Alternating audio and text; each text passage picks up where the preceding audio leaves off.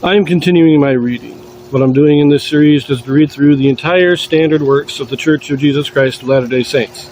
This consists of the Bible, the Book of Mormon, the Doctrine and Covenants, and the Pearl of Great Price. I am reading in a chronological order of events, not according to publication or volume, so I will be skipping around a bit as I move along. Jeremiah chapter 1.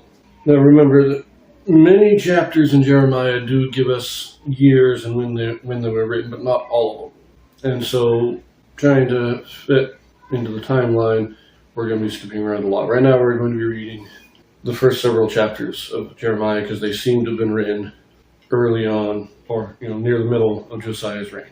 We'll see this here. Let us begin this. Chapter 1. Jeremiah, foreordained to be a prophet unto the nations. He is called as a mortal to declare the word of the Lord. The words of Jeremiah the son of Hilkiah of the priests that were in Anathoth in the land of Benjamin, to whom the word of the Lord came in the days of Josiah the son of Ammon, king of Judah, in the 13th year of his reign. It came also in the days of Jehoiakim the son of Josiah, king of Judah, unto the end of the 11th year of Zedekiah the son of Josiah, king of Judah, unto the carrying away of Jerusalem captive in the 5th month. Then the word of the Lord came unto me, saying, Before I formed thee in the belly I knew thee, and before thou camest forth out of the womb I sanctified thee, and I ordained thee a prophet unto the nations. Then said I, Lord God, behold, I cannot speak, for I am a child.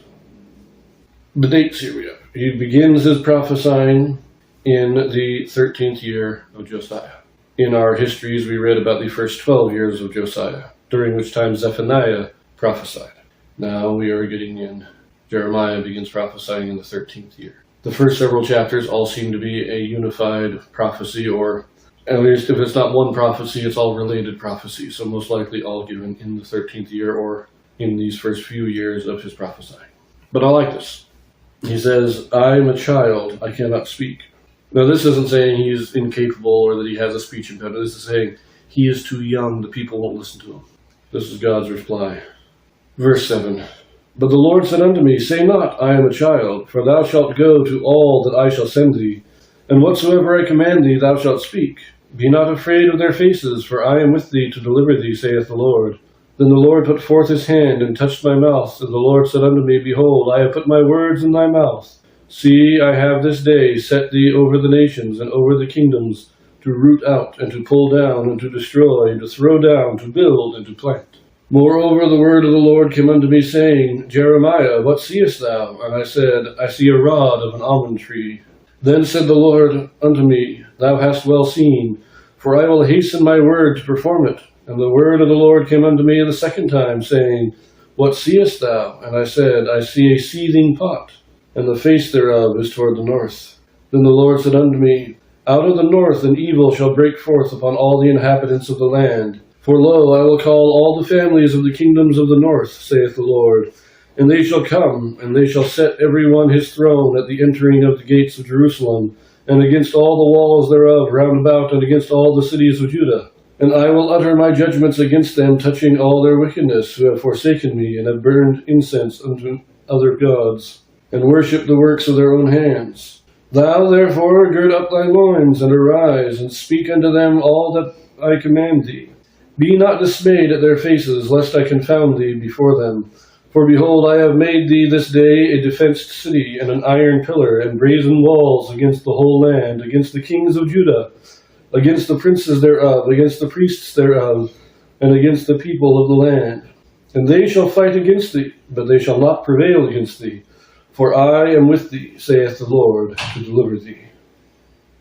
So what is this invader from the north?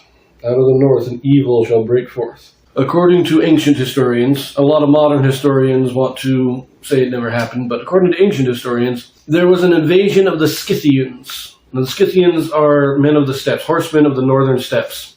Barbarians, as they are called. They're actually referenced in the New Testament. But they were unconquerable. Many people tried. Assyria did invade into the Scythian territory, but were driven out. Babylon would also be driven out. Persia would be driven out.